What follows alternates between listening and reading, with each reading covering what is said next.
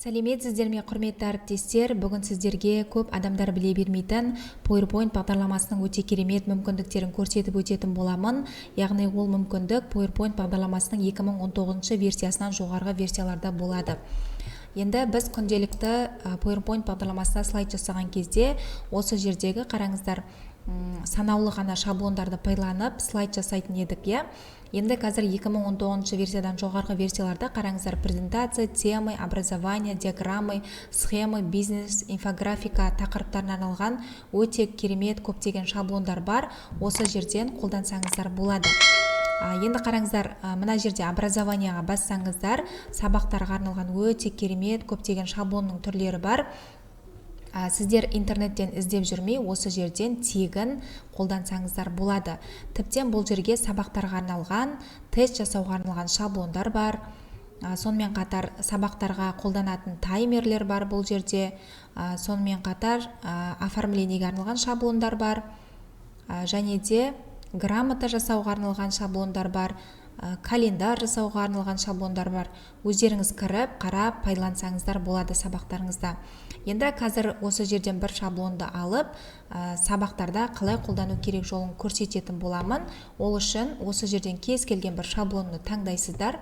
Үстінен басамыз. Қазір сіздерге тест жасап көрсететін боламын. Мінекей создать деген басамыз. Басқаннан кейін осындай бізде PowerPoint бағдарламасының бетшелері ашылатын болады. Енді қазір осы жерден дайын шаблонның тек қана сөздерін ғана өзгертіп жасап алатын боламыз. Мына жерге тақырып жазамыз. Кез келген тақырыпты жазуға болады. Өзіңіз қандай тақырыпқа арналған тест жасайын деп жатырсыз, сол тесттің атын осы жерге жазсаңыздар болады.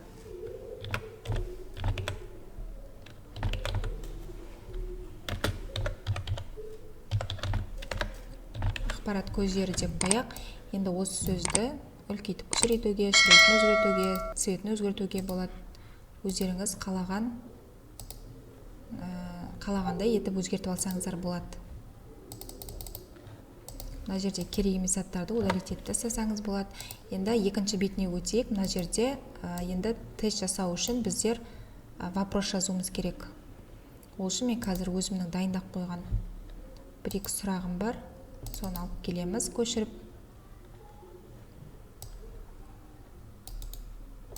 Көшіріп алып барамыз жаңағы шаблонға. Мына жерге сұрағын қоямыз. Осылай сұрақтарының цветін өзгертуге болады, шрифтін өзгертуге болады. Осылай өзгерістер енгізіп алсаңыздар болады өздеріңіздің қалағандарыңыздай. Енді астында қараңыздар, правильный ответ, неправильный ответ деген бар. Егер дұрыс жауап болатын болса, правильный ответке өшірге жауабын алып келесіздер.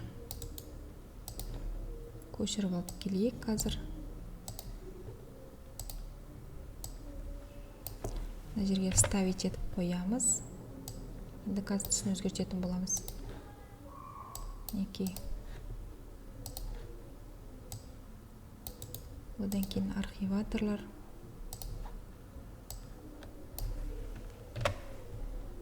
Біз әдетте тест жасау үшін интернеттен көптеген программаларды іздеп кетеміз.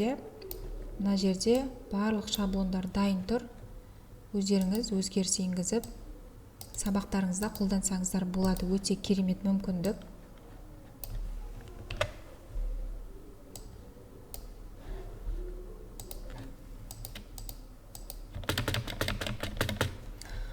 Мінекей. Астында тағы да көптеген шаблондар бар. Егер тағы да қосқыңыз келсе, онда жаңағы шаблонның үстінен басып, копировать дегенді басып, астында екеуінің ортасынан басқан кезде осындай стрелка шығады, осы жерге вставить етіп қойсаңыздар болады. Ал егер керек емес болатын болса, онда үстінен басу арқылы удалить слайд деген бар, соны басу арқылы удалить етіп тастасаңыздар болады. Енді екінші бетінде дәл солай осылай өзгертіп жасасаңыздар болады. Сіздерге үлгі ретінде көрсетіп жатырмын, өздеріңіз қолдансаңыздар болады. Мына жерге оңай сұрақты қояйық, неправильный ответке. Жетті.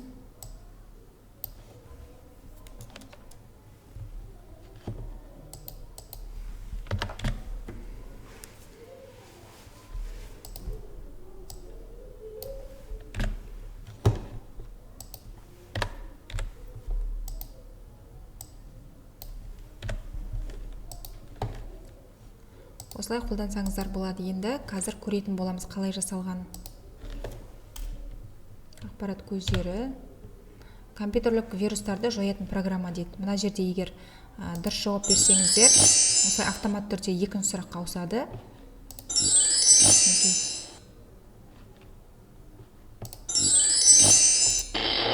Егер дұрыс емес жауап болатын болса, онда осылай қызылмен шығады. Өте керемет, сабақтарыңызда міндетті түрде осы PowerPoint бағдарламасын қолданып көріңіздер, дайын шаблондарды қолданып көріңіздер. Осы ұсынған видео ұнаса лайк басып пікір қалдырыңыздар.